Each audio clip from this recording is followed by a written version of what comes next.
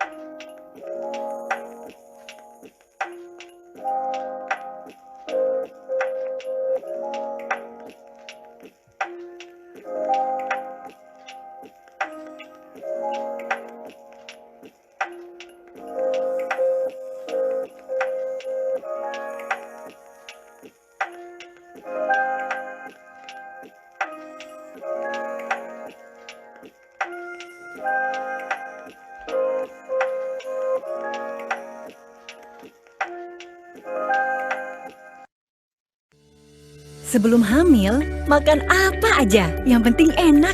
Sekarang harus siap dengan asupan bernutrisi. Mama pasti siap dengan Lactamil.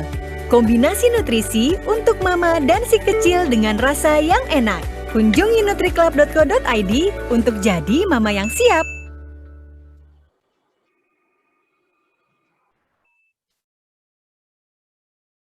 Halo Mama, halo juga Papa. Selamat bergabung di Lactamil Webinar yang dipandu oleh saya, Lia Merliana.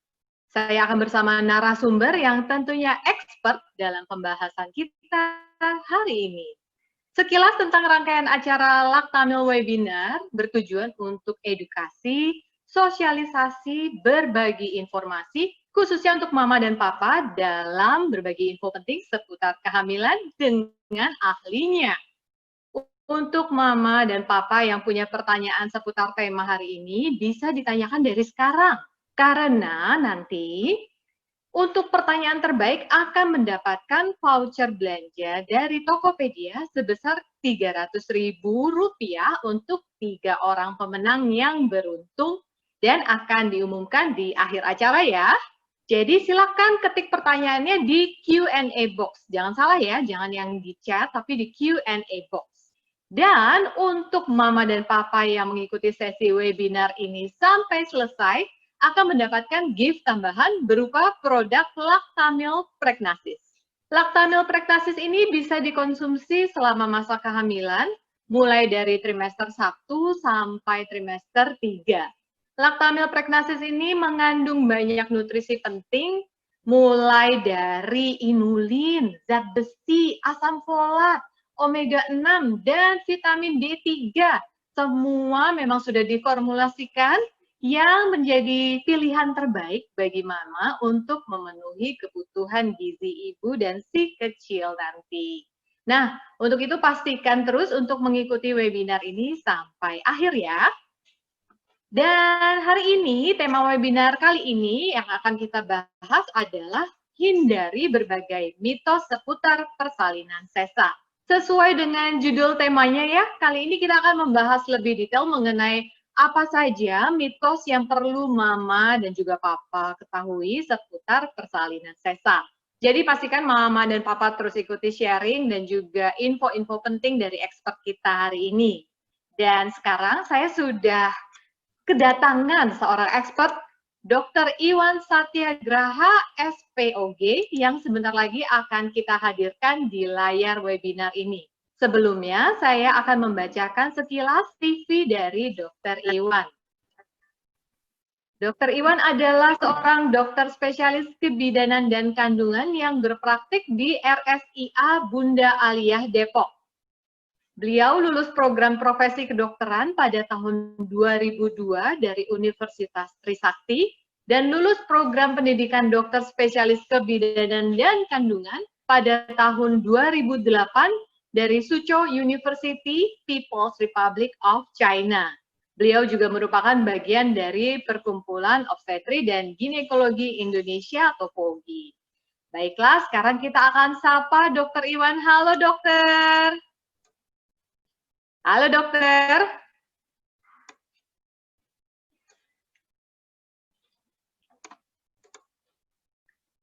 Dokter Iwan, tolong di-unmute dulu dong. Oke. Hai. Selamat siang semuanya, Papa dan Mama. Sampai senang sekali bisa bertemu kembali. Kami di Lactamil Webinar ya dok, kami senang sekali. Dokter, di sela-sela kesibukannya nih, masih menyempatkan waktu untuk berbagi ilmu, terutama di masa sekarang nih dok ya. Bagaimana nih dok? Banyak mama dan papa yang tambah panik nggak sih kalau ketemu dokter nih? Ya sebenarnya nggak perlu panik, karena biasanya di rumah sakit, semua rumah sakit sekarang udah menerapkan protokol kesehatan, di mana pasien yang datang, kita akan cek suhunya, diperiksa kesehatannya, ditanyakan tentang gimana keseharian, kesehatan dari diri pasien maupun pengunjung, dan kemudian diberikan untuk pengarahan untuk cuci tangan, untuk menggunakan masker, dan physical distancing. Jadi sebenarnya nggak perlu khawatir, ya, selama di rumah sakit, semuanya akan baik-baik aja, gitu. Dan masa sekarang ini dok ya, mungkin karena panik, makin banyak nggak sih mama yang minta sesar gitu dok? Karena ya itu tadi ya, kita mau bahas mitos-mitos. Sebenarnya sama aja, nggak berubah kok. Oh, ya kita enggak. Yang soal operasi sesar yang karena indikasinya, baik itu indikasi medis atau indikasi sosial. Nggak ada tiba-tiba karena corona, orang tiba-tiba minta sesar, gitu, nggak ada. Oke. Baik dok, berarti memang pas nih, saatnya di Lactamil Webinar kali ini untuk mama dan papa bisa bertanya banyak ya, dan juga informasi dari Dr. Iwan, terutama untuk topik hari ini. Silahkan ketik pertanyaannya di Q&A box, karena nanti kita akan pilihkan pertanyaan yang dijawab oleh Dr. Iwan langsung. Dan nanti 3 orang beruntung nih dok akan mendapatkan voucher belanja Tokopedia sebesar Rp300.000. Nah, lumayan. Nah, lumayan, udah nanya, dapat ilmu, dapat voucher juga. Oke, baik dokter, kita akan siap-siap. Jadi untuk mama dan papa jangan lupa di Q&A ya, jangan di chat box supaya bisa terbaca. Kemudian untuk semua peserta jangan sampai terputus nih karena nanti tetap akan mendapatkan gift tambahan berupa produk Lactamil Pregnasis. Jadi pastikan mengikuti acara sampai selesai. Baik, Dokter Iwan, kami sudah siap nih dok mendengarkan sharing ilmu dari dokter, terutama mengenai mitos seputar persalinan sesar ya dok. Silakan dokter. Mari.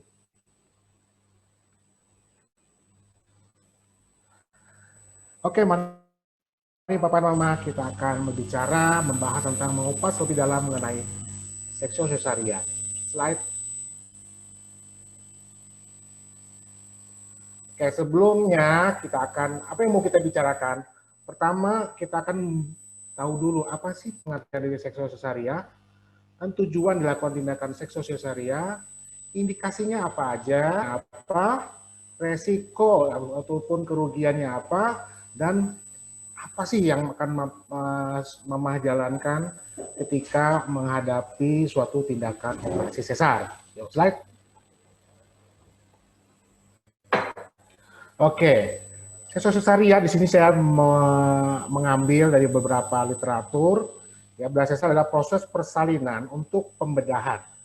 Melalui pembedahan dengan melakukan laparotomi, kita melakukan insisi pada dinding perut atau abdomen. Dan kemudian melakukan insisi pada uterus berupa hysterotomi untuk mengeluarkan bayi.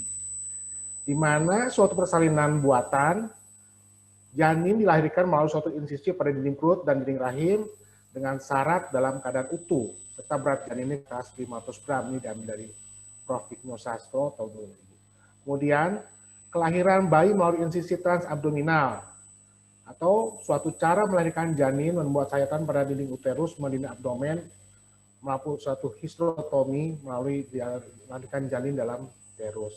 Jadi intinya, persalinan itu ada 2 macam.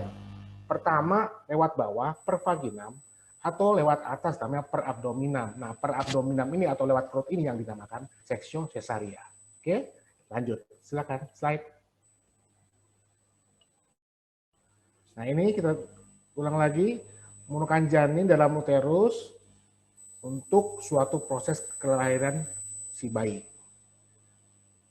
Kedua, tujuannya mencegah terjadinya risiko kematian ibu dan janin akibat kondisi patologis atau terjadi kegawatan obstetrik. Oke, nanti kita bahas lagi. Slide. Nah, ini kita lanjut ke indikasi. Indikasinya ada faktor janin. Satu, di mana bayinya terlalu besar. Misalnya berat badan lahirnya di atas 4 kilo, 4.000 gram. Sehingga bayi sulit keluar dari jalan lahir. Karena bayinya besar, disebutnya makrosemia. Dan biasanya terjadi pada ibu-ibu dengan diabetes mellitus atau kencing manis. Atau ibu yang makannya nggak diatur, udah deket-deket persalinan, dia makannya yang manis-manis. Sehingga berat badannya bayinya besar, 4 kilo. 4 kilo itu risiko cedera pada janinnya. Biasa dokter obgyn kalau mau bayi 4 kilo, dia akan melakukan operasi sesar. Kenapa? Karena ya takut, misalnya pas keluar, kepalanya keluar, tapi bahunya nggak keluar. Nanti terlalu terjadi paksa terhadap cedera pada janinnya besar. Ya. Dan biar dibiarkan terlalu lama dalam jalan lahir, bahaya terhadap keselamatan janin. Ini bayinya bisa nggak bagus, lahir bisa nggak nangis, bisa ada gangguan pernapasannya, atau cedera, misalnya ada patah atau ada tulangnya. Ya. Yang kedua, kelainan letak janin. Misalnya letak sungsang, letak memanjang dengan kelainan dalam polaritas. Intinya bahwa pantatnya di bawah, kepalanya di atas. Nah, biasanya kalau sungsang itu pada anak pertama tidak boleh lahir normal. Karena biasanya panggul ibunya masih kaku, masih belum bisa untuk meregang ketika si kepalanya turun. Jadi biasanya kalau anak pertama kita sarankan untuk operasi sesar. Tapi kalau anak kedua, anak ketiga, boleh kita coba untuk lahir per vaginam. Karena jalannya sudah dibuka dulu sama kakak-kakaknya, ya. Atau yang kedua, yang kedua letak lintang. Jadi bayinya memanjang, melintang. Ya, jadi harusnya kan sejajar sumbu bayi dengan sumbu ibu sama, tapi ini berlawanan sekitar 90 derajat bedanya, sehingga terjadi namanya si bayinya nggak bisa lewat ke dalam dasar panggul, ya. Atau seringkali bahu terletak di atas dasar panggul, ya, di mana sebutnya presentasi bahu, ya. Oke, slide. Nanti ada gambar kita lihat, ya. Nah, contohnya. Nah, ini contoh-contoh persalinan kepala tapi nggak bisa lahir normal. Ya, misalnya ini presentasi muka. Presentasi muka itu ya memang dia diameternya sama presentasi belakang kepala untuk lahir normal. Memang gini, maksudnya presentasi belakang kepala presentasi yang paling yang normal di mana bisa terjadi persalinan pervaginam dengan aman dan lancar.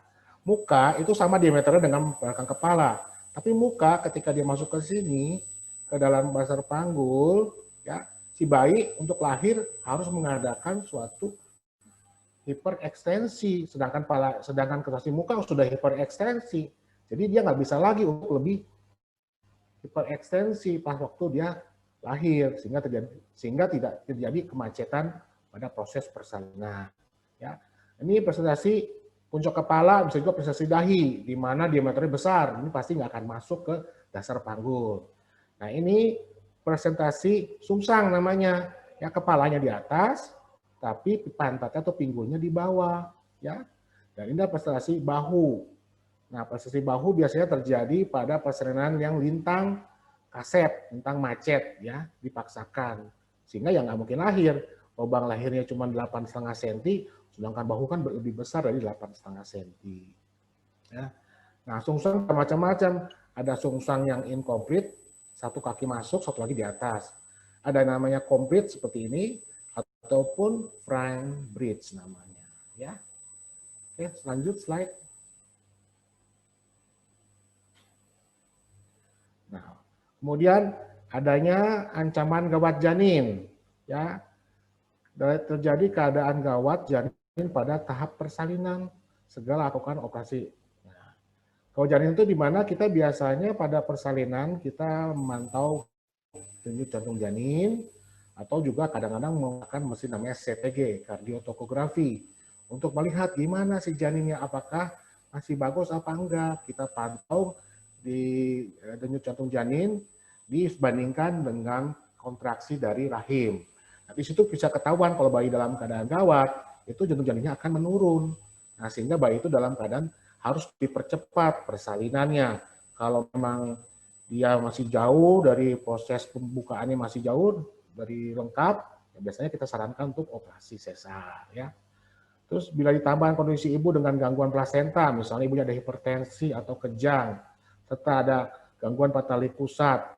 Patali pusat sendiri kalau kejepit, suplai oksigen ke janin akan berkurang, sehingga janin mengalami kerusakan otak dan dengan sering meninggal dalam kandungan.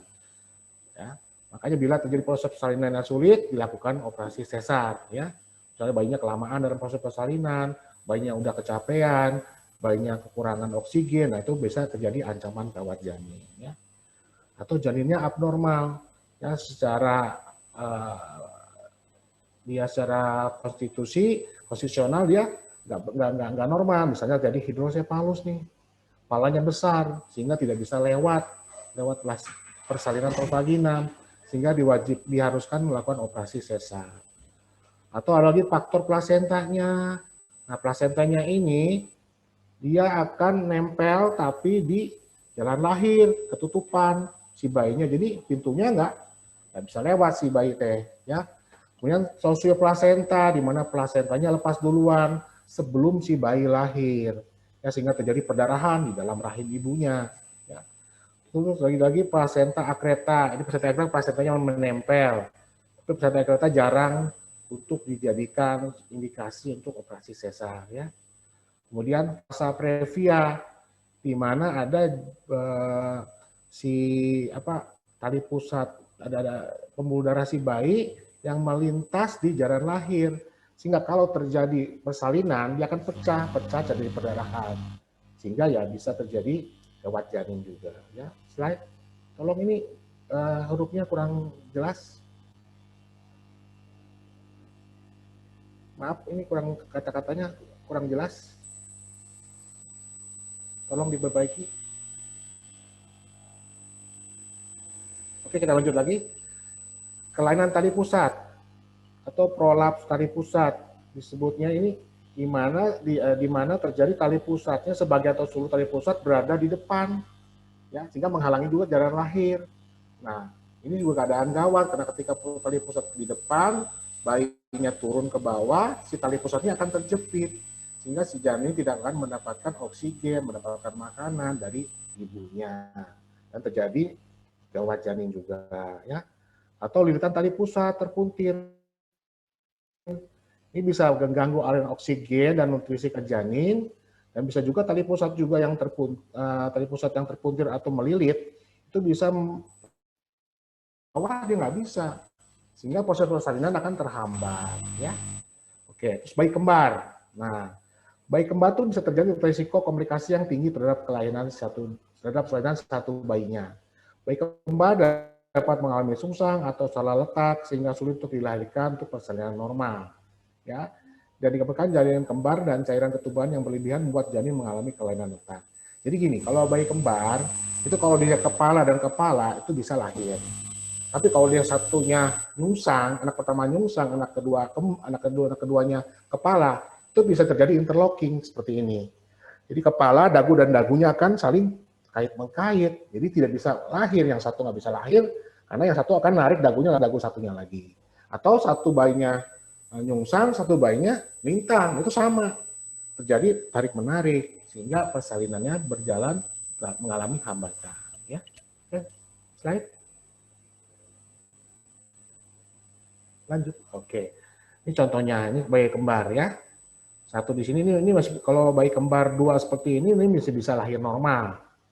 Ya, tapi kalau satunya nyungsang, anak pertama nyungsang, anak keduanya ternyata kepala, ya itu bisa dilakukan operasi sesar.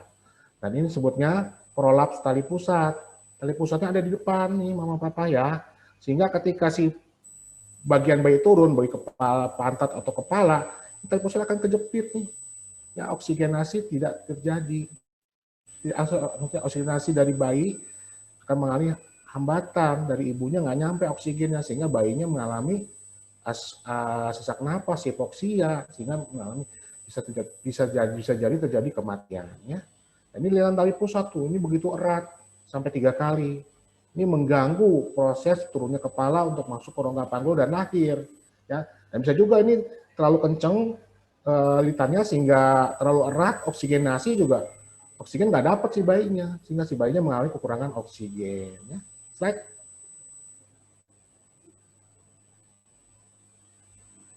Nah, dan kita akan bicara tentang faktor ibu, ya. Usia berpengaruh, misalnya pada primipara usia 35 tahun. Nah, kenapa sih disarankan untuk operasi sesar? Misalnya perempuan itu udah ada batas suburnya, ya, ada batas suburnya. Jadi kalau usia udah 35, kita lakukan namanya informed choice. Kita sarankan ibunya, Bu boleh milih mau lahir normal atau mau operasi. Kenapa? Karena mungkin aja ini anak satu-satunya bagi si ibu, ya. Proses persalinan normal itu bisa terjadi namanya gawat janin. Gawat janin bisa terjadi si bayinya mungkin nanti bisa sehat, bisa juga sakit gitu loh, ya. Nah, kalau ternyata udah 35 tahun, anaknya kenapa-napa, misalnya tidak tertolong, nah mungkin si ibunya nanti buat tahun depan untuk hamil lagi, mungkin nggak bisa. Jadi dia sama sekali nggak punya keturunan nanti. Nah, kita sarankan, kita kasih informed choice, ibunya boleh milih mau operasi sesar, biar aman, biar anaknya bagus, minimal 1 dapat dah gitu. Dibandingkan dengan tidak dapat sama sekali, ya. Atau ibunya punya resiko, misalnya hipertensi, penyakit jantung, punya kencing manis, dan preeklamsia. Dan eklamsia sendiri merupakan terjadinya kejang. Kalau kejang udah pasti ini langsung dilakukan operasi sesar. Dan kejang biasanya ibunya udah nggak sadar ya. Terus kelainan tulang panggul. Nah, ini sebenarnya bukan kelainan, tapi tanggulnya sempit. Ya, biasanya ibu-ibu dengan usia dengan tinggi badan kurang dari 145 cm bisa panggulnya sempit. Terjadi cephalopelvic disproportion atau CPD, di mana ukuran lingkar panggul ibu tidak sesuai, ya tidak bisa mengakomodasi si kepala janin. Jadi si ibunya tidak bisa melahirkan secara alamiah atau pervaginal. Atau ibunya pernah riwayat sesar nih, ya. Kalau riwayat sesar sekali, ya kita bisa ke arah sini, VBAC, vaginal birth atau cesarean section, dengan syarat ada 16 poin yang harus diperiksa. Misalnya harus prestasi kepala, ketubannya cukup, bayi cukup bulan, dan tebal tipisnya dari operasi yang lalu, contohnya itu. Jadi kalau tipis nggak bisa dia untuk lahir normal, takutnya ketika terjadi persalinan dia robek jadi perdarahan. Nah, kalau misalnya operasi luka sesar 2 kali, 3 kali, nah itu harus kembali lakukan operasi sesar lagi. Dan VBAC pun nggak setiap tempat bisa melakukan. Kenapa? Karena VBAC itu harus benar-benar diobservasi secara ketat. Ya, dokter obstinnya, dokter anestesi, dokter anaknya harus standby. Untuk apa? Kalau misalnya terjadi suatu keadaan gawat di mana ada ancaman robekan pada rahim, kita bisa langsung operasi segera mungkin. Ya. Terus faktor hambatan panggul, ya, misalnya ada tumor, ada miom, ya, atau ada tali pusat yang pendek, ya, dan itu sehingga menjadi penghambatan atau macet pada proses persalinan. Dan di bahasa medisnya adalah distosia. Slide.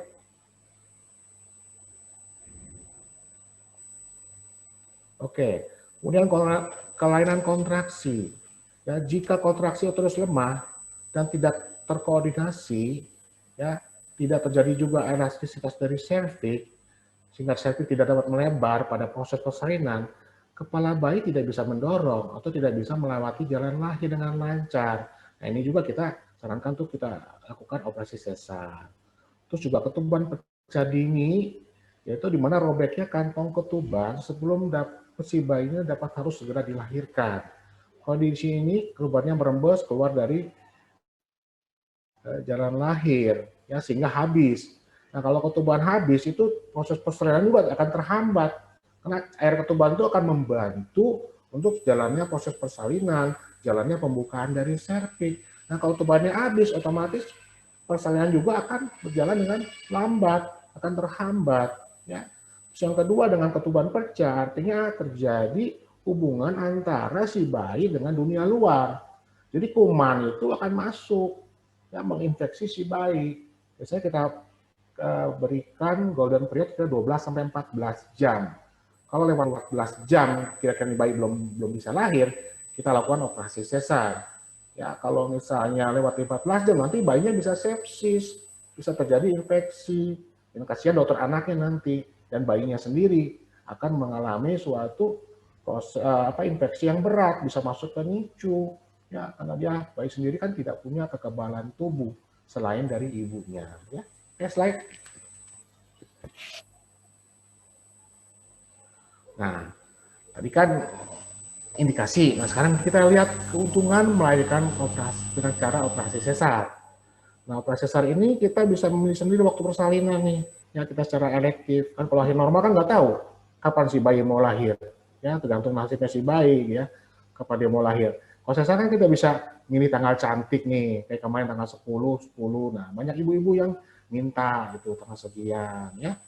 Terus menurunkan resiko cedera kelahiran seperti distosia bahu.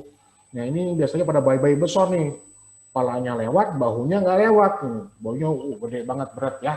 Atau janinnya sehingga mengalami patah tulang, ya. Misalnya pada kecacat seperti osteogenesis imperfecta, si bayinya tulangnya begitu lemah sehingga gampang patah, ya.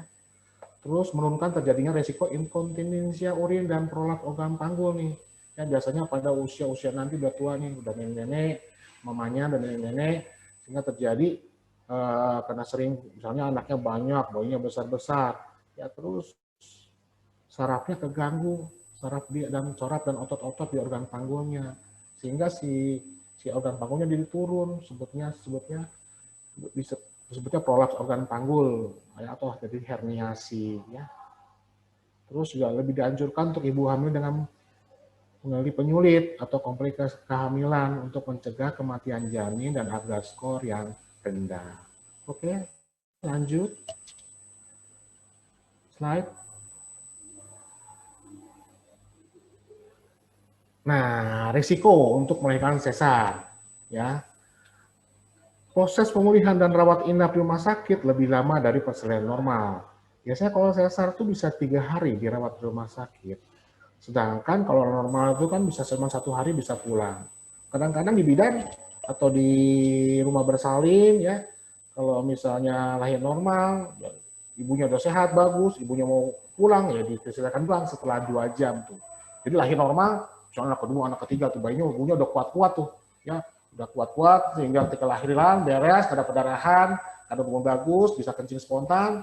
Nah, ibunya mau pulang ya silakan, boleh, ya.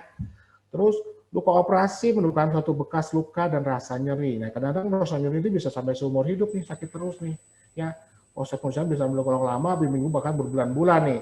Apalagi kalau terjadi infeksi atau lukanya terbuka, nah itu bisa terjadi ya lukanya nggak sembuh-sembuh, ya. Dan biasanya pada keadaan di mana si mamanya keadaan imunitasnya turun, ya, bisa kecapean, bisa karena mungkin gizinya kurang bagus, ya, atau ada penyakit-penyakit penyerta seperti mungkin ada TBC dan lain-lainnya. Itu terbatas melakukan aktivitas selama 6 minggu setelah operasi, ya, mungkin karena rasa sakit, ya. Kemudian terjadi komplikasi akibat anestesi, ya, mual, mengantuk, pusing, sakit kepala, sehingga terjadi kerusakan saraf. Nah, kadang-kadang ketika terjadi kita bius, kan kalau lahir sesar biusnya di belakang, kita spinal. Nah, di spinal kadang-kadang mungkin ada gas yang ikut masuk, ya. Nah, sehingga gasnya masuk ke dalam.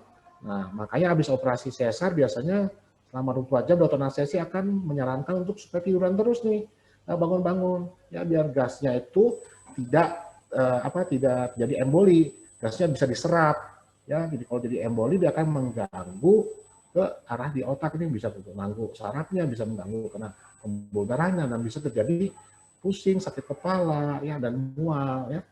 Terus terjadi komplikasi operasi seperti penyumbatan pembuluh darah, infeksi, perdarahan, dan yang paling sering ini adesi nih, ya, tumbuh jaringan parut, perlengketan, ya, di organ-organ di dalam perutnya. Biasanya kadang-kadang kalau operasi makin sering itu, apalagi kalau habis lahiran, kadang-kadang di orang-orang kita tuh kan suka dipijit di urut nih, ya. Kalau habis lahiran perutnya diurut, nah itu bahaya tuh, bisa terjadi perlengketan, sehingga ya bisa sakit, bisa nyerinya makin terus menerus, dan nanti resiko terjadinya waktu operasi hamil berikutnya itu lengket, bisa timbul pendarahan lebih banyak, ya, juga cedera pada organ-organ juga di dalam perut seperti kandung kemih, seperti usus, itu bisa cedera ketika kita lakukan operasi yang berikutnya. Ya. Kemungkinan kembali melakukan operasi berikutnya pada berikut selanjutnya, ya, jadi terjadi operasi sesar ulang, ya. Nah, ini juga bisa terjadi nih, terjadinya plasenta previa di kehamilan berikutnya. Kadang-kadang kalau rahim dengan bekas operasian, itu di daerah bekas insisinya, bekas robekan rahimnya, itu pembuluh banyak tuh, ya. Jadi si bayi ketika lihat di situ, wah, mana nih daerah yang paling bagus nih? Yang paling bagus adalah daerah yang banyak pembuluh darah dari si ibu. Nah, dari si ibu, nah di mana pembuluh darah banyak? Yaitu bekas sesarnya. Nanti si plasentanya nempel di situ, ya, nempel di situ, dan itu bisa terjadi, ya plasentanya di bawah. Jadi selama kehamilan sering terjadi perdarahan, ya, disebutnya plasenta previa, plasentanya di bawah, ya. Oke, slide.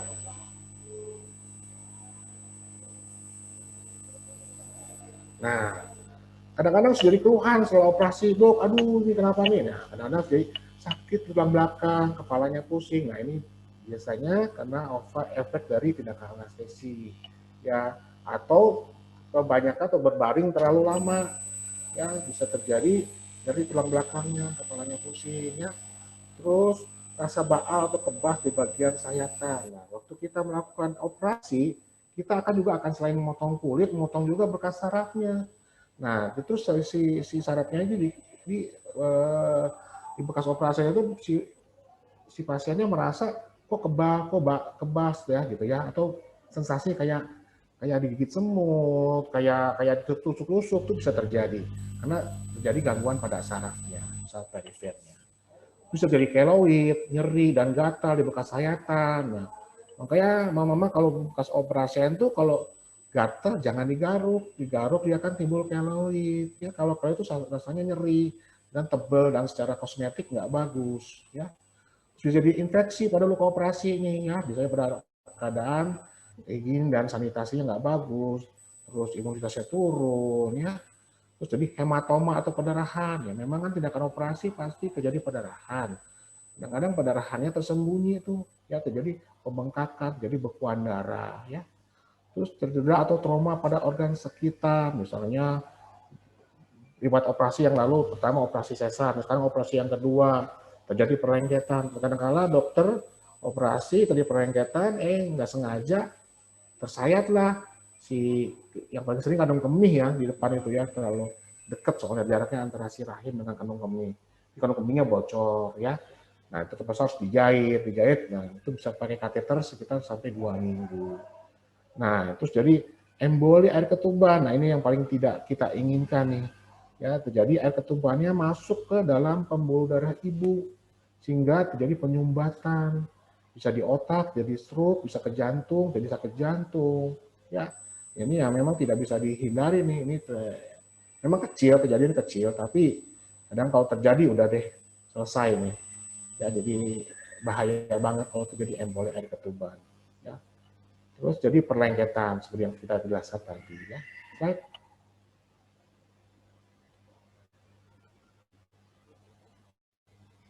Nah, apa sih prosedur dan tahapan tindakan sesaria? Slide.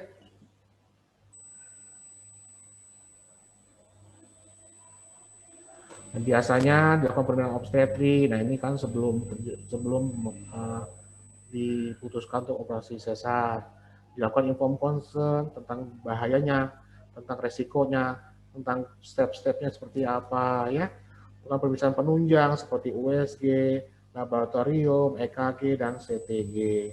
Terus konsultasi ke lintas SMF, kita konsultasi ke dokter anestesi, kardiologi, penyakit dalam, untuk tahu misalnya ada penyakit rentan, misalnya ibunya punya riwayat kencing manis, nah kita konsul ke penyakit dalam. Atau ibunya di atas 35 tahun, kita konsul ke dokter jantung. Ya dilihat apakah ada nggak faktor komorbid yang bisa mengakibatkan terjadinya kegawatan pada tindakan operasi, bisa memperberat kondisi si ibunya. Ya.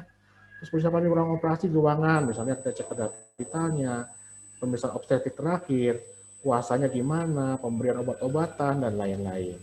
Dan persiapan di ruang operasi, ruang pre-op, ya pasiennya akan diukur lagi, keadaan bayinya gimana, DGG gimana, ya kemudian lakukan pembiusan, operasi, dan setelah operasi masuk ke recovery room atau ruang perawatan post-op. Ya.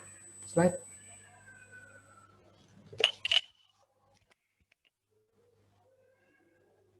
Nah, apa sih yang harus dilakukan seorang ibu atau mama sebelum tindakan dan keluarga sebelum operasi? Ya, periksalah secara teratur ke dokter obgyn atau ke dokter ke bidan ya, persiapan mental dan fisik ya istirahat yang cukup, higien dan sanitasi.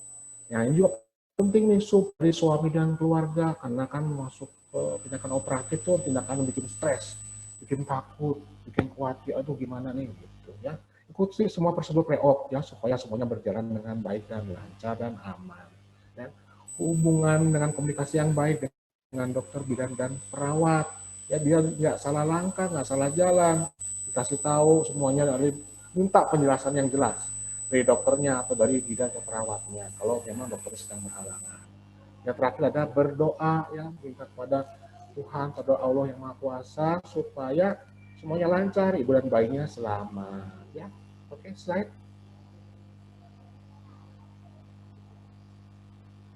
Nah, kalau habis operasi itu gimana nih? Ya, Biasanya kita taruh habis pasien di observasi selama 2 jam di recovery room, observasi ketat dengan monitor, apakah terjadi perdarahan, apakah tensinya turun atau tensinya naik. Nah, itu kan diobservasi secara ketat. Jadi biar kalau ada apa-apa kita bisa langsung tahu yang dilakukan tindakan.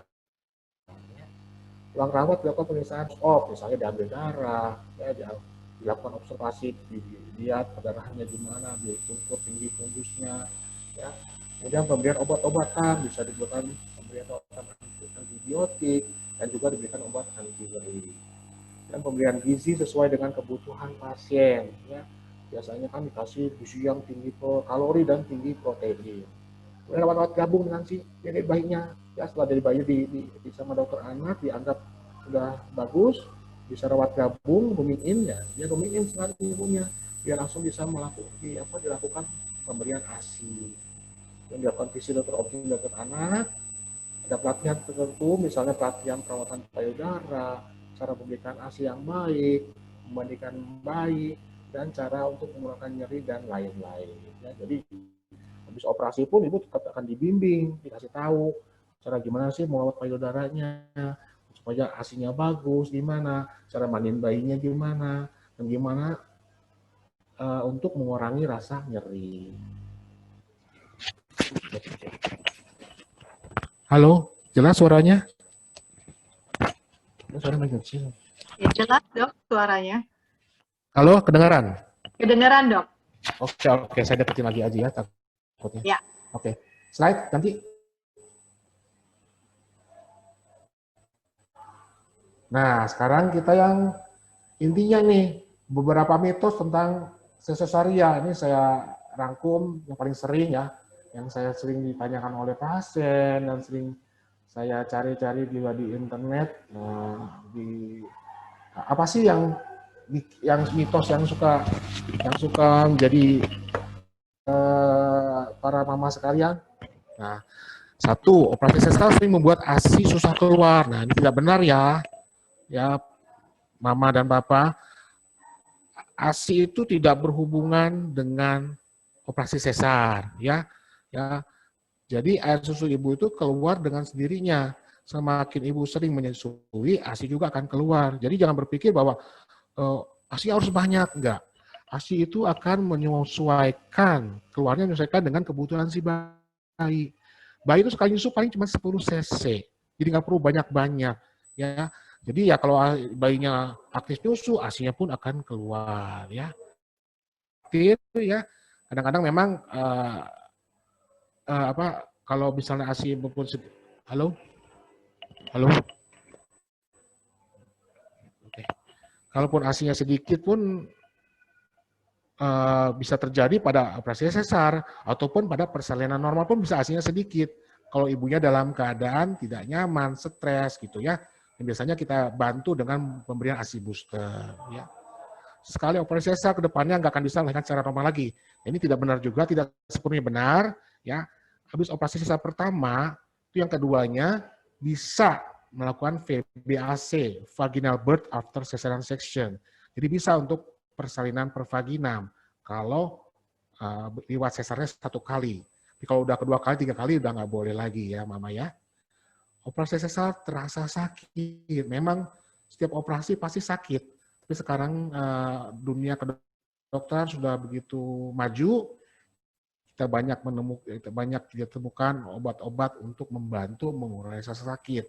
Ya seperti di Rumah Sakit Bunda Alia, kami memberikan obat anti nyerinya double ya untuk membantu supaya ibunya langsung bisa mobilisasi, bisa melakukan aktivitas secepat mungkin ya. Terus ibu tidak sadar selama operasi sesar ya. Operasi sesar kita umumnya menggunakan bius spinal, jadi lewat tulang belakang. Jadi selama tindakan operasi ibunya tetap sadar, tetap bisa berkomunikasi. Karena nanti habis operasi pun, habis bayinya keluar kita melakukan IMD. Inisiasi menyusui dini, dan ibunya harus dalam keadaan sadar sehingga bisa menyusui si dede bayi ya. Nah ini saya juga sudah dibahas, saya tidak memungkinkan untuk melakukan kontak kulit-kulit IMD ya, tetap bisa melakukan IMD. Nah yang paling sering terjadi nih Kadang-kadang ada yang ngomong mitos gagal sebagai seorang perempuan, soal bikin ini salah. Ya, operasi sesar itu malah kalau dibilang lebih bahaya daripada persalinan, bukan lebih bahaya, tapi lebih berkorban si ibunya. Ya, bagi seorang perempuan melakukan operasi sesar itu lebih berat. Ya, dia akan menanggung di mana dia akan dilukai ya di perutnya secara besar. Dia akan resiko terjadi perdarahan, resiko terjadinya perlengketan dan infeksi, risiko terjadinya cedera organ. Jadi ya sebenarnya kalau dibilang ya pengorbanan seorang mama yang mengalami operasi adalah lebih hebat lagi gitu. Ya lebih berat lagi. Dan ya ini salah jadi kalau mitos sebagai gagal sebagai seorang perempuan. Jadi jangan khawatir ya. Nggak ada perempuan itu diukur dari persalinan normal ya. Dan kita dokter obgyn pun melakukan operasi itu bukan tanpa indikasi, harus dengan indikasi.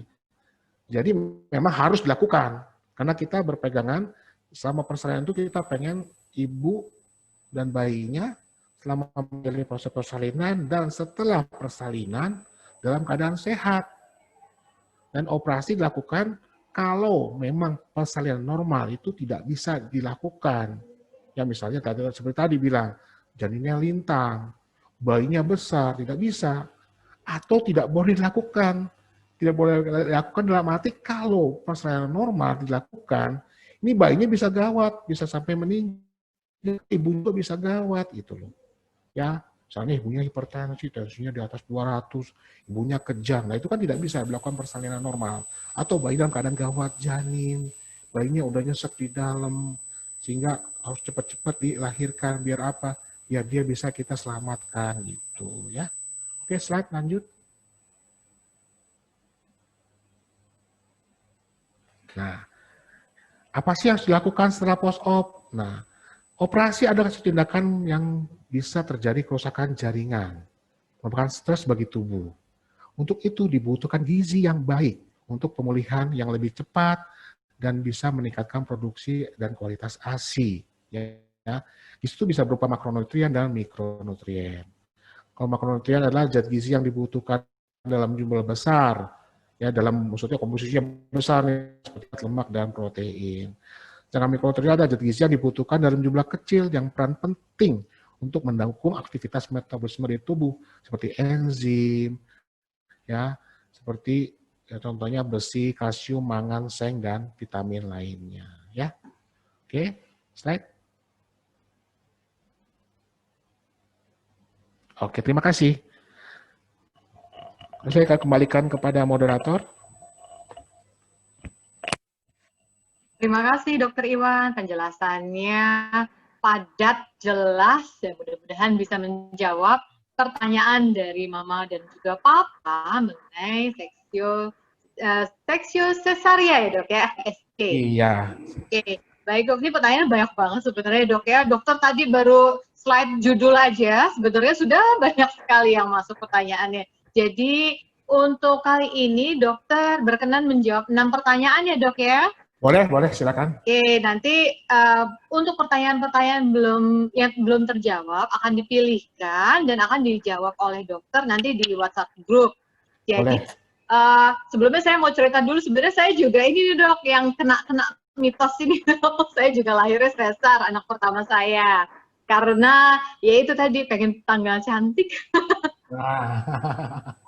Lagi pula waktu itu juga sudah 39 minggu dan letaknya itu apa istilah dokternya dulu bokong di bawah gitu ya dok ya. Oh iya, tungsang berarti ya. Nah jadi waktu ditanya ini masih 39 minggu mau tunggu 40 minggu atau kejar tanggal cantik ya tanggal cantik aja gitu dok. Tapi ternyata sebenarnya nggak usah terlalu khawatir untuk para mama yang pilihannya ternyata harus mendapatkan operasi sesar ini dok ya, karena ya ada kekurangannya juga, tapi sebenarnya bisa diatasi oleh dokter dan juga dukungan keluarga ya dok.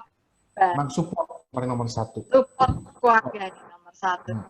Oke, ini pertanyaannya sudah ada yang masuk dan beberapa sebenarnya tadi sudah dijelaskan dokter, mungkin ingin lebih detail lagi nih dok. Pertanyaan pertama dari Mama Ica. Saat ini Mama Ica sedang hamil minggu keempat. Oke, jadi hamil muda ini dok ya. Mau bertanya, apakah benar jika kita melahirkan anak pertama sesar, maka seterusnya harus persalinan sesar terus? Mengapa demikian? Dan keduanya, mitosnya jika kita melahirkan sesar, maka sistem kekebalan tubuh anak jadi lebih lemah. Benar begitu nggak, dok? Oke, saya jawab ya. Satu, kalau kan tadi udah jelaskan tentang VBAC, vaginal birth atau cesarean section. Jadi kalau ibu memenuhi syarat untuk dilakukan VBAC, itu bisa persalinan secara pervaginam, secara normal. Jadi nggak perlu khawatir. Ya, nanti ada dokter pasti punya skor-skor tertentu, ada skor VBAC, dilihat apakah si mama ini mencukupi syarat-syaratnya, bisa lahir normal, oke, bisa dicoba dulu. Ya, untuk persalinan pervaginam. Soal imunitas ya beberapa literatur yang penelitian yang dilakukan mengatakan bahwa kalau misalnya bayi lahir normal, dia akan bersentuhan dengan mikroorganisme di jalan lahir. Jadi terpaculah imunitasnya lebih naik gitu loh. Tapi ya itu masih belum diteliti secara global. Global itu dalam arti seluruh dunia dirangkum, dilihat semuanya. Nah, itu hanya penelitian satu gitu loh. Jadi satu rumah sakit gitu. Jadi belum dirangkum secara semua. Tapi secara umum bayi-bayi yang lahir sesar dan lahir normal, secara imunitas sama aja. Intinya kalau dia gizinya bagus selama proses kehamilan, terus gizinya bagus setelah proses persalinan, di mana berikan ASI yang cukup, ibunya juga sehat, gizinya bagus, biasanya pengalaman saya sih enggak.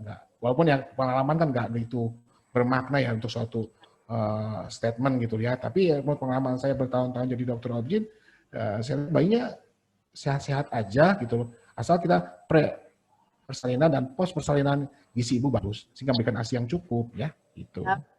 Jadi itu tuh sebenarnya gizi ibunya juga harus diperhatikan bahkan dari sebelum kehamilan itu, dok ya? Tuh, malah gizi itu berarti sebelum hamil malah. Sebelum hamil malah ya harus. Jadi dipersiapkan. Ya, jadi ibunya harus benar-benar sehat, bagus gizinya, sehingga menjalani proses kehamilan, menjalani proses persalinan, dan setelah persalinan pun didapatkan anak yang bagus. Ibunya juga lebih cepat pulih ya dok. Ya. Nah, beberapa guru saya bilang, kalau ibunya gizinya jelek, nggak boleh hamil katanya. Tapi saya bilang itu susah, memang susah, ya kan? Harus ngomong ke papanya berarti dok. Kenapa? Harus ngomong ke papa. Nah itu susah makanya, bapaknya nggak mengerti katanya. Baik dok. Oke, lanjut. Ke pertanyaan kedua dari Mama Dewi Puspita Sari Tri yang sedang hamil minggu ke-30 dok. Nah ini mungkin berhubungan tadi ya. Apa benar anak yang lahir sesar tidak bisa secerdas anak yang lahir normal karena pada saat lahir tidak ada tekanan pada kepala bayi seperti yang terjadi pada lahir normal? Waduh, itu mitos atau fakta nih dok? Itu mitos, nggak benar. Oke. Ya. Jadi tekanan pada kepala bayi dan itu nggak ada hubungan dengan kecerdasan. Ya, malah nih kalau saya bilang, kalau misalnya persalinannya macet, susah dan lama, ya bisa aja kan lahir normal nih, tapi kepalanya ketekan, itu bisa jadi cedera pada otaknya. Malah kita juga memikirkan, kalau misalnya kira-kira nih, waduh, ini kira-kira nih ngepas banget pinggulnya nih si ibu nih, kita coba dulu deh berapa saat, waduh nggak turun nih, kita nggak bisa maksa, nggak boleh maksa. Kalau dipaksa, malah bahaya, nanti cedera pada otaknya, bisa pembuluh darahnya rusak, atau jaringan otaknya rusak, nanti malah bisa cacat, inteligensinya turun, bagian otak mana yang rusak. Ya malah saya itu malah menyelamatkan, membantu supaya si bayinya nggak cacat, termasuk di otaknya. Ya, jadi nggak ada tuh sesar berhubungan dengan bisa bikin anaknya jadi kurang. Gitu. Oke, baik. Ya, lanjut. Terjawab ya yang tadi mitos. Mitos. Baik, pertanyaan ketiga dari Mama Melantika yang saat ini hamil minggu ke-9. Pertanyaannya, dokter, apakah betul apabila makam minus tinggi yang harusnya lahir sesar, lalu dipaksakan lahir normal, matanya akan buta karena putus salah satu saraf. Oke, saya jawab ya. Mata minus tidak berhubungan dengan indikasi sesar, ya. Mungkin zaman dulu, ya, tapi zaman sekarang udah terjadi dilakukan penelitian. Minus itu kelainan di lensa. Lensa itu tidak berhubungan dengan ibunya ngeden. Oh. Ya. Untuk meneran, dia mau ngeden, menolong bayinya turun, enggak. Ya, kalian di lensa. Jadi minus berapapun silakan. Kalau ibu bisa lahir normal, lahir normal. Yang nggak boleh kelainan di mata, yang nggak boleh lahir normal adalah ada kelainan di retina. Misalnya ibunya hipertensi, ibunya mengalami kencing manis, nah di retinanya udah mengalami kerusakan tuh.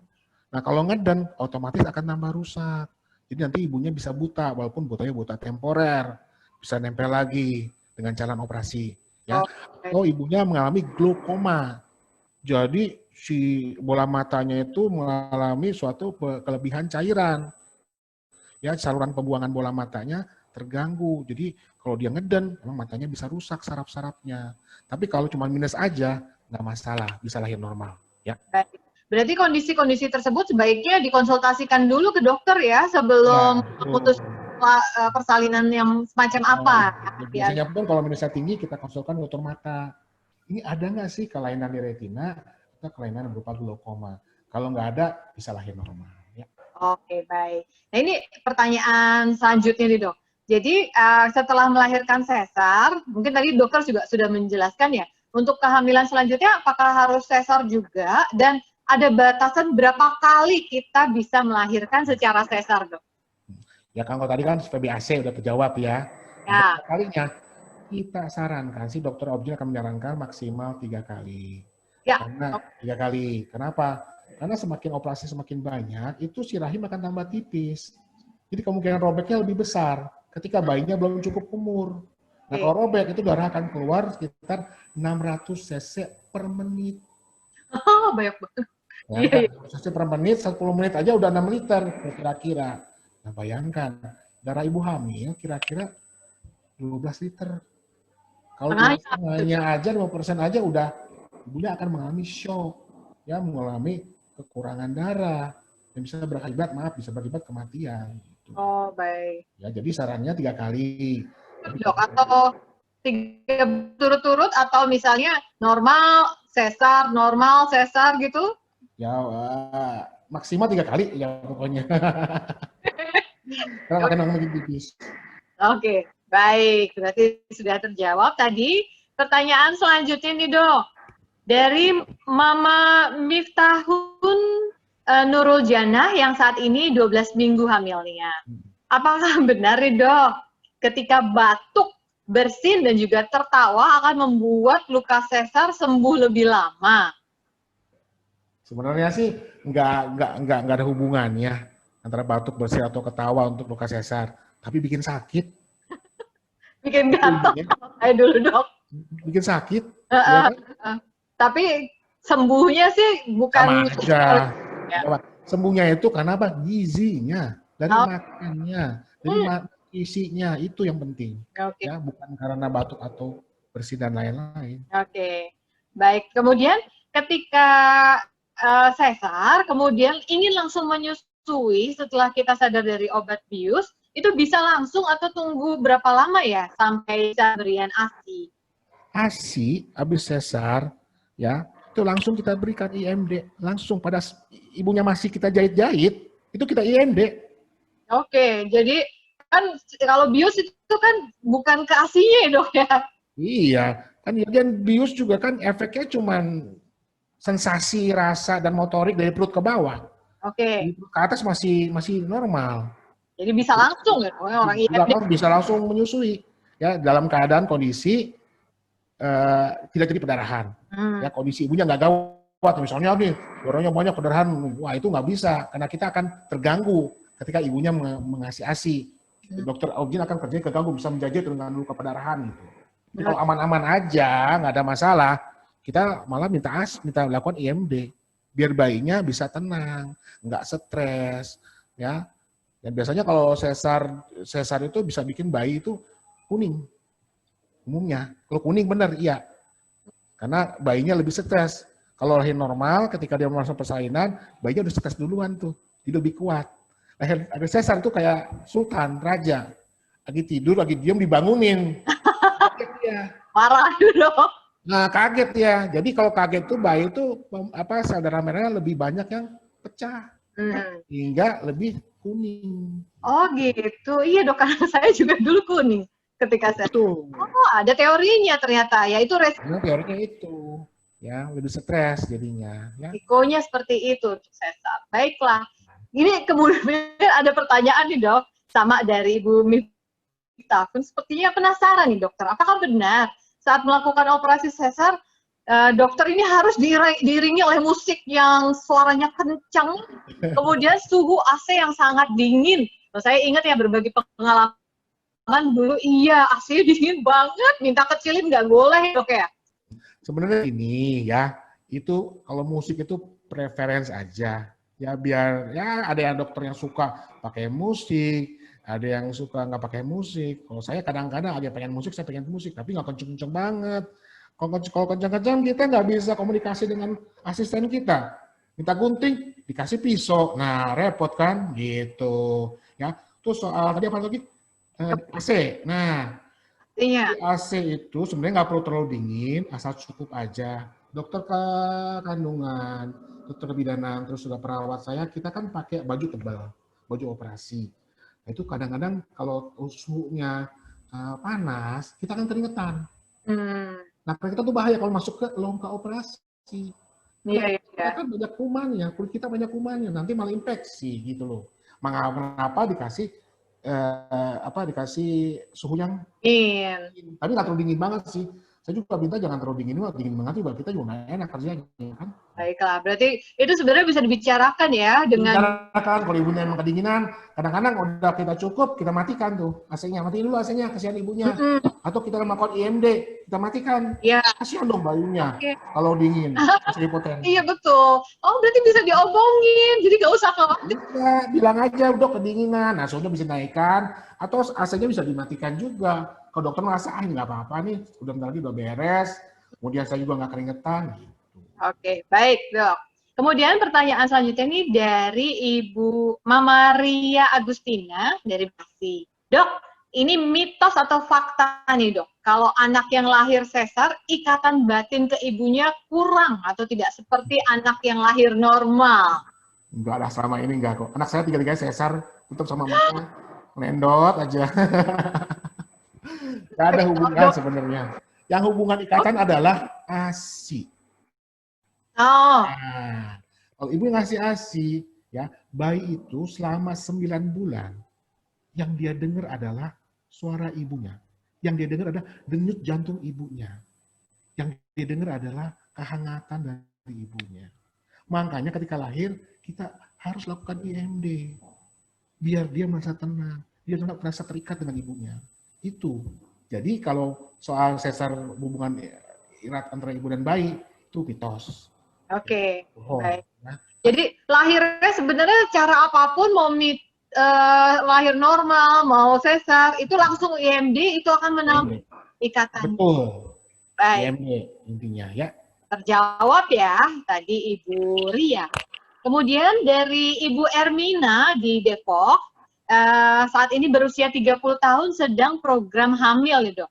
Dok, saya pernah dengar informasi kalau lahiran SC maksimal sebaiknya hanya 3 kali. Ya, betul tadi sudah dijawab ya. Tapi saya punya tetangga operasi SC sampai 4 kali karena mungkin kehamilan keempatnya tidak direncanakan.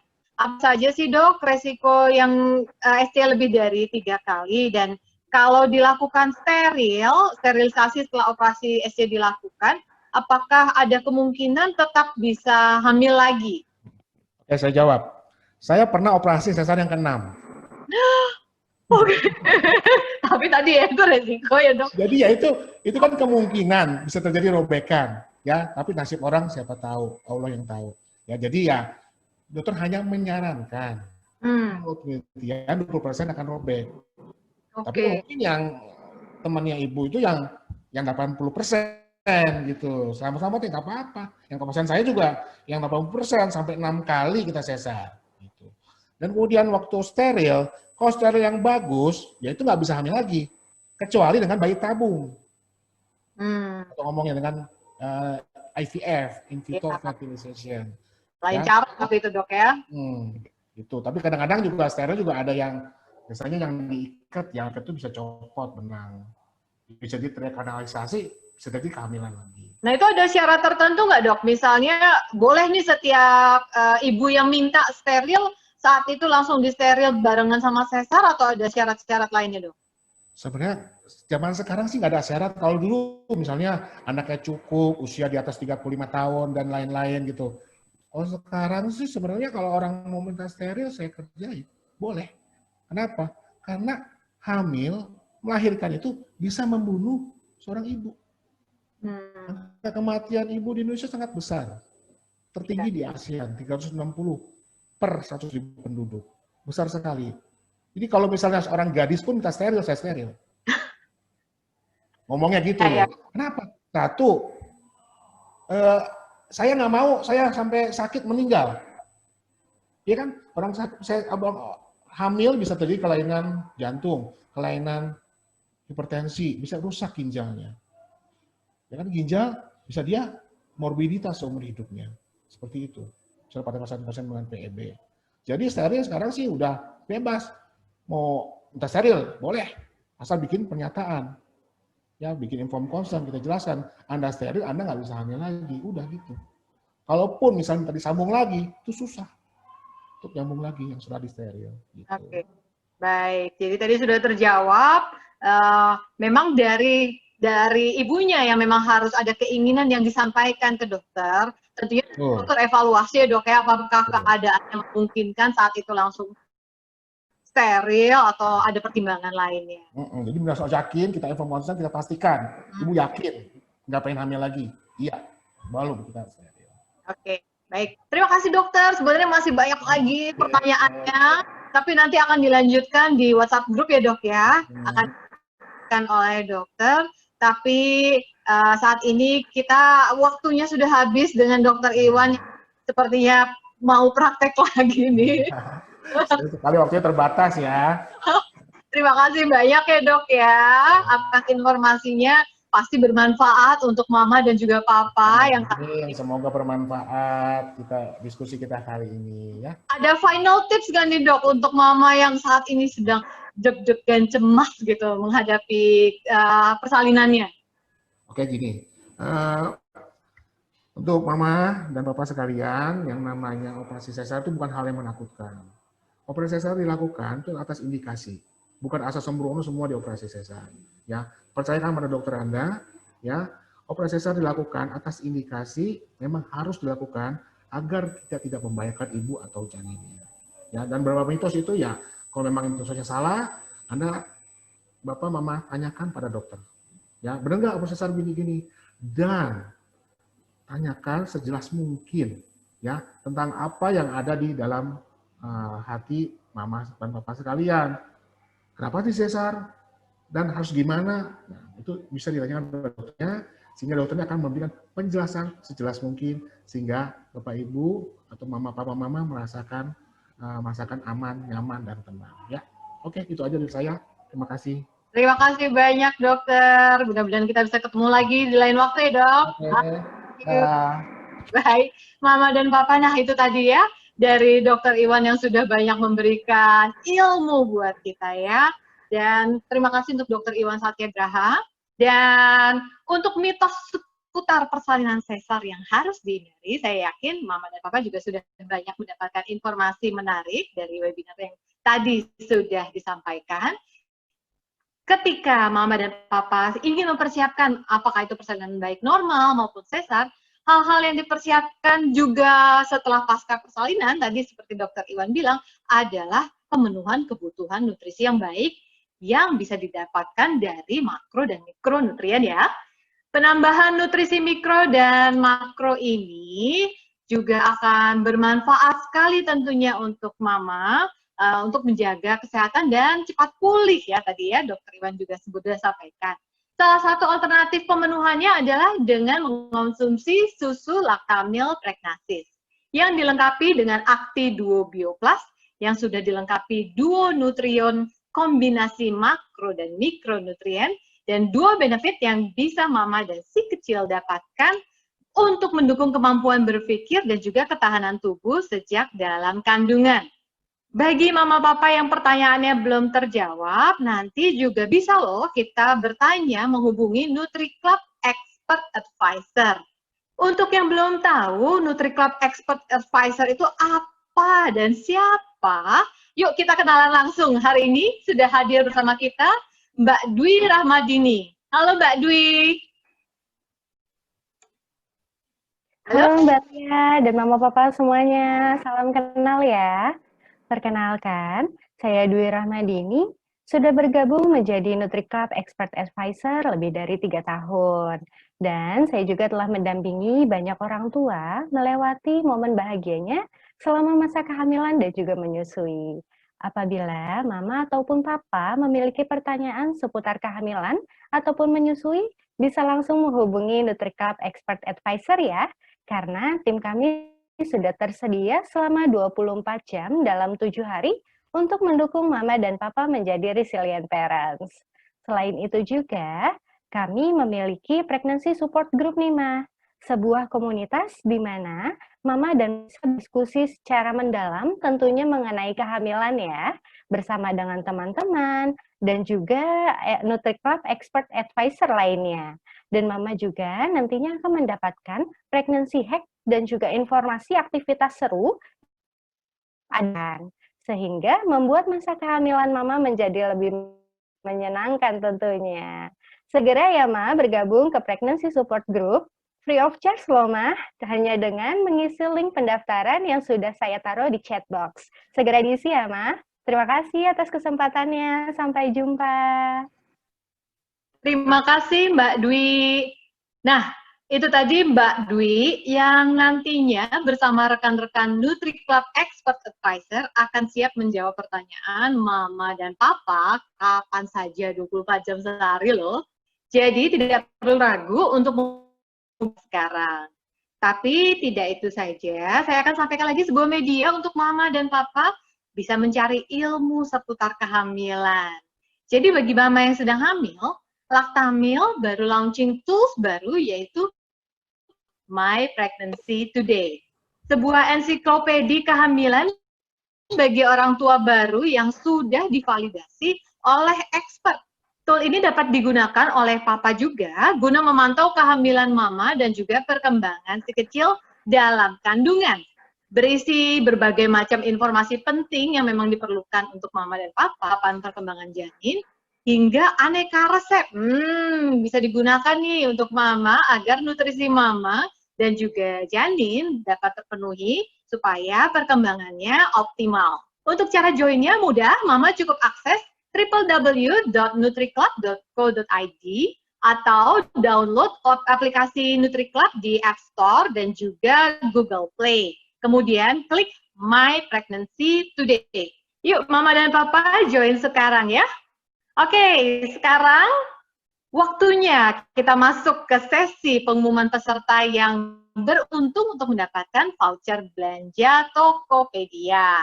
Jadi untuk Mama dan Papa tadi yang sudah dibacakan pertanyaannya, siapakah yang beruntung untuk mendapatkan voucher? Selamat untuk Mama Ica, kemudian nomor 2 Mama Melantika, dan yang ketiganya adalah Mama Ermina. Selamat ya untuk para mama yang sudah beruntung mendapatkan voucher.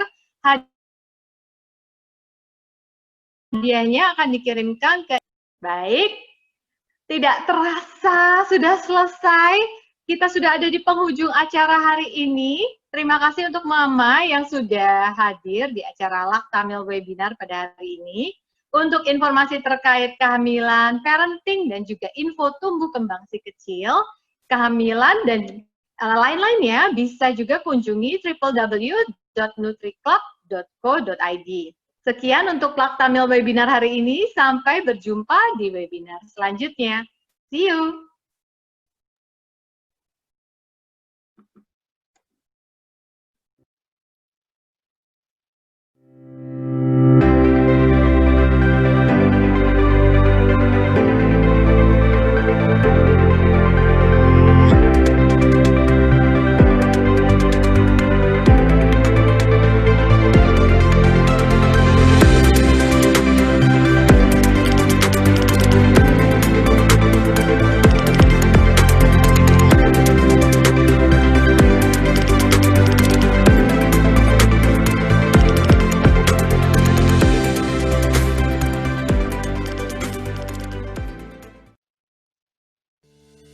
Sebelum hamil, makan apa aja, yang penting enak. Sekarang harus siap dengan asupan bernutrisi. Mama pasti siap dengan Lactamil. Kombinasi nutrisi untuk mama dan si kecil dengan rasa yang enak. Kunjungi nutriclub.co.id untuk jadi mama yang siap. Sebelum hamil, makan apa aja, yang penting enak. Sekarang harus siap dengan asupan bernutrisi. Mama pasti siap dengan Lactamil. Kombinasi nutrisi untuk mama dan si kecil dengan rasa yang enak. Kunjungi nutriclub.co.id untuk jadi mama yang siap. Sebelum hamil, makan apa aja, yang penting enak. Sekarang harus siap dengan asupan bernutrisi. Mama pasti siap dengan Lactamil. Kombinasi nutrisi untuk mama dan si kecil dengan rasa yang enak. Kunjungi nutriclub.co.id untuk jadi mama yang siap. Sebelum hamil, makan apa aja, yang penting enak. Sekarang harus siap dengan asupan bernutrisi. Mama pasti siap dengan Lactamil. Kombinasi nutrisi untuk mama dan si kecil dengan rasa yang enak. Kunjungi nutriclub.co.id untuk jadi mama yang siap.